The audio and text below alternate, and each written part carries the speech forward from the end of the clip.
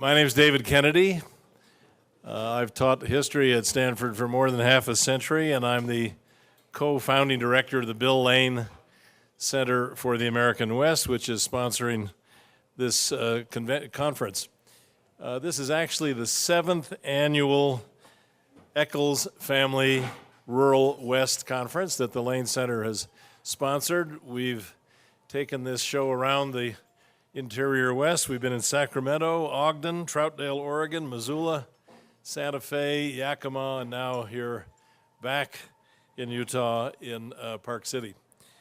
The inspiration, the Bill Lane Center, its mission is to do some teaching and research at Stanford and direct some Stanford resources toward a better understanding of this great region in which we live. We define the American West in continental terms, so it's the United States west of the 100th meridian, Canada west of Ontario, and all of Mexico, because it happens that about 98% of Mexico, excepting only the tip of the Yucatan Peninsula, is west of the 100th meridian, which is the conventional defining point for the West. And we have several initiatives at the Lane Center. We do a lot of undergraduate teaching. We sponsor undergraduate field learning experiences called sophomore colleges throughout the West in the summertime. We have research internships on campus. We do a lot of teaching, graduate fellowships, postdoctoral fellowships, media fellowships, a major research project on water in the West, and another major ongoing project called the Rural West Initiative, which is what brings us here today. And our inspiration for focusing some energy and attention on the rural West came about in 2009 when it dawned on us that we were looking at the 100th anniversary, the centenary, of something called the Report of the Country Life Commission, which was commissioned by Theodore Roosevelt and published in 2009. And there was a bit of historical background to that. Roosevelt was interested in getting a better understanding of the so-called populist upheavals that had appeared in the American countryside, especially in the West and in the rural South as well, in the late 19th century, and represented a protest movement against what was then thought to be the ascendant political class in the United States.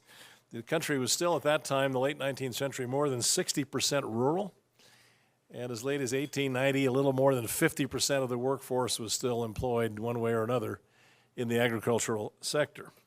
But the country was rapidly industrializing and urbanizing. By 1920, we were a majority urban people, and by 1920, less than half the workforce was still in agriculture. Today, less than 2% of the American workforce is in agriculture. Agriculture, of course, being the signature employment, at least historically, in rural districts. So the populist movement became the Populist or People's Party in the late 19th century, actually fielded some presidential candidates in 1892, a man by the name of James Weaver. He carried 4 states, all of them in the West, Nevada, Idaho, Colorado, and Kansas. If you allow Kansas to be at least partly in the West, it's partly west of the 100th meridian. 1896, the Populist Party fused with the Democrats and ran William Jennings Bryan for the presidency. And Bryan carried every western state but 3, California, Oregon, and North Dakota. It was Utah's first presidential election in 1896, and Utah went for William Jennings Bryan as well. And the People's Party, or the populists of the late 19th century, were, I think, best understood as the political expression, representing the political expression of the rapidly changing demographics and economic basis of rural America, which were discomforting a lot of people in the American countryside. And when Roosevelt put the people to work on the Report of the Country Life Commission, he was trying to gather a factual basis for understanding what were the issues out there in the countryside in rural America and what might be done about them.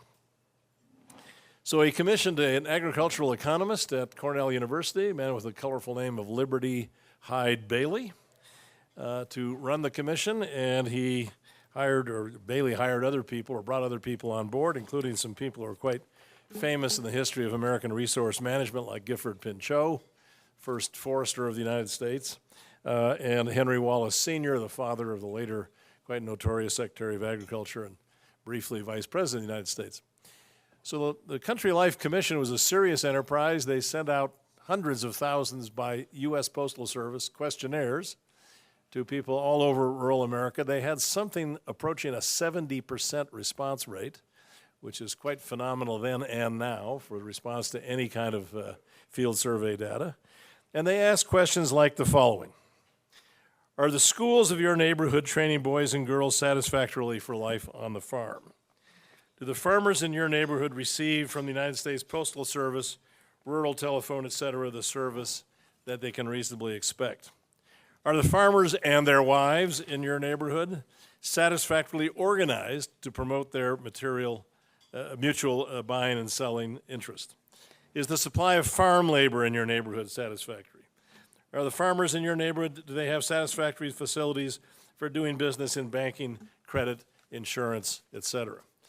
So what's striking to me as an historian looking back on that Country Life Commission report in 1909, from the perspective of now a little more than a century later, is how many of the issues that were being explored more than a century ago in rural America are still with us.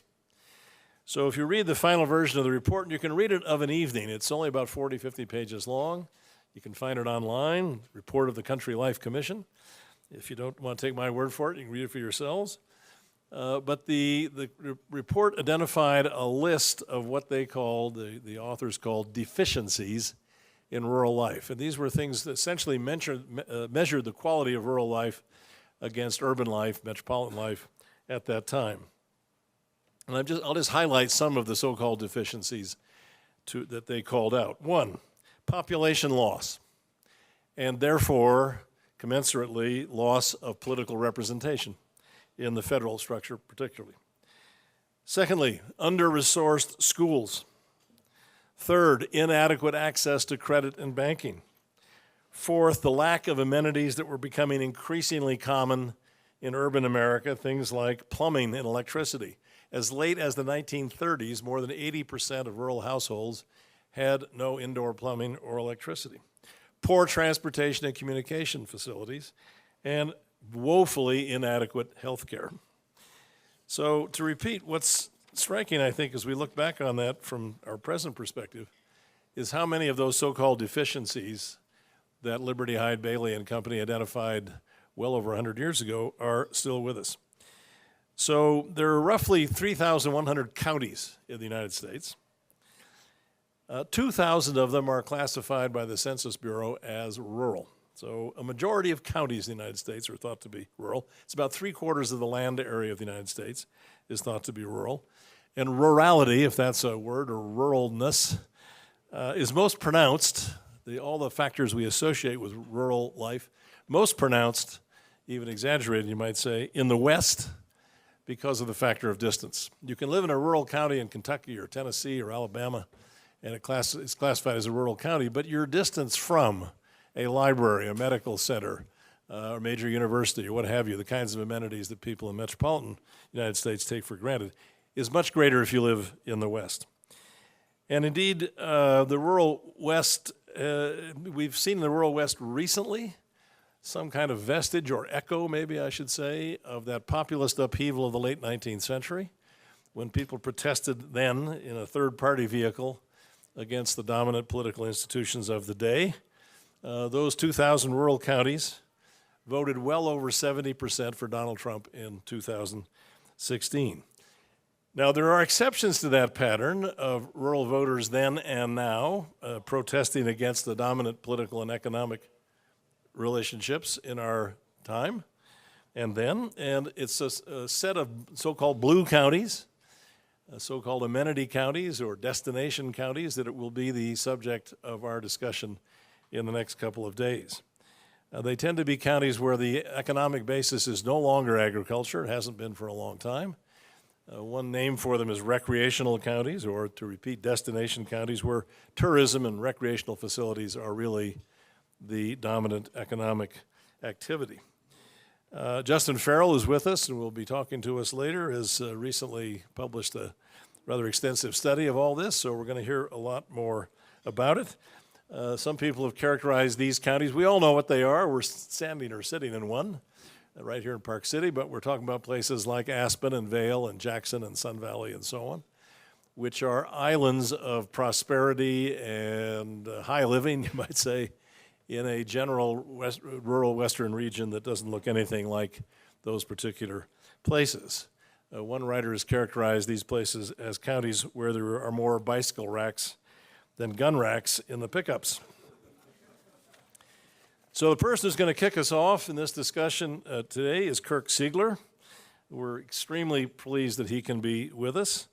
Like many of you, I'm sure, I've had the pleasure of listening to his contributions to National Public Radio as a correspondent over the last many years, especially his coverage of the rural-urban divide in the United States, and I think his engagement with those issues over many years makes him the perfect person to kick off our discussion. He has spent much of his career traveling to interesting places in this country and elsewhere, but not least of all rural places here, and he's asked a lot of questions of interesting people, all in the service of making this world better understood and a better place. So many things about Kirk are impressive. The breadth of topics that he's covered is really quite remarkable. Just recently, he's covered California wildfires and their impact on local communities, especially in Northern California, the decline of the timber industry and its impact on small towns in Idaho. He's covered health and development in rural Nepal, California's housing crisis, people's reactions to President Trump's meeting with Kim Jong-un. And less than a week ago, Kirk reported on Weekend Edition a piece that highlighted the local impact of shrinking federal support to maintain recreational access to public lands, reminding us that locals have to be creative to keep trails open and safe. Secondly, Kirk is, and those of you who have heard him know what I'm talking about, he's a masterful storyteller.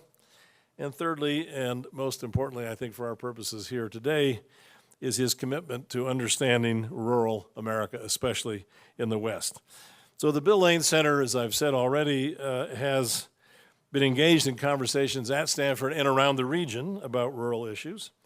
And among the repeated cautions that we have heard, especially when we're out in the field, is to people warning us about the danger of the commodification of rural America, about the form of rural gentrification, and especially that we should be on guard against feeding misperceptions of a rural monolith by playing into certain kinds of stereotypes.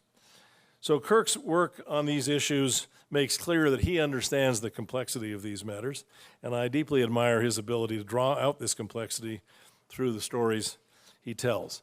Kirk is based in Culver City, California. He earned a journalism degree from the University of Colorado Boulder, and that's your home state, I believe, Kirk, is that right? Montana, sorry. And he began his career in political reporting on the Montana legislature. I guess that makes sense.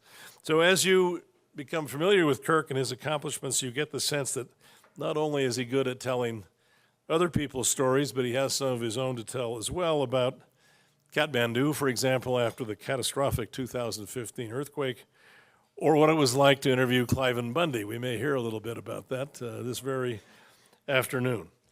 We're here today with Kirk to explore how amenity migration or rural gentrification have reshaped or is reshaping rural communities in the American West. And I know that you're as eager to hear from him as I am, so please join me in welcoming Kirk Siegler.